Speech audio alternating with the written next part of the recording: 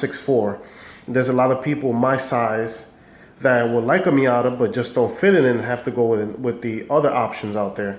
Now I know there's the tall man mods. You can do all of that stuff. The NC is a very good platform generation Miata because I fit in it and I can't lower it like I can't put the seat all the way back. If I do, I can't reach the pedals, which is good. But at the same time, as the models get refreshed, you're gonna want to go with a car. You're gonna want to go with a newer model. But the newer model, we don't fit. So it's something that came to mind as to why doesn't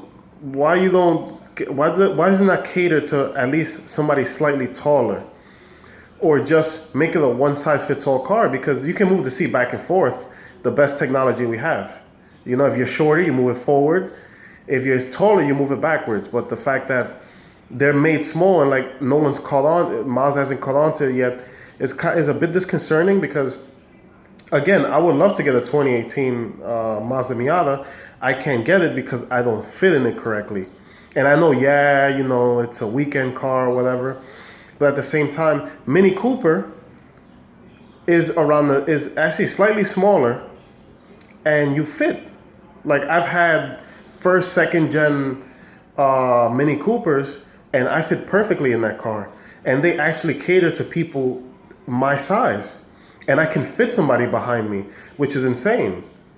But I never wondered as to why Mazda never thought of just, let's put somebody tall there, we mold the car around them, and we can save weight in certain places.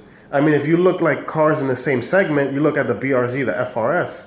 These cars, they fit people like me tall. I fit in those cars comfortably.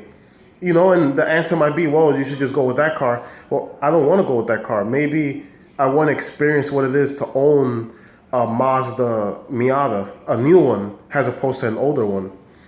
And at the same time, the NCs are overpriced in my area, to be honest. I mean, if you're going to get an NC hardtop, you're looking at like 20 grand, literally 20 grand. For that, I could just go buy a new one, but I can't afford to fit in a new one.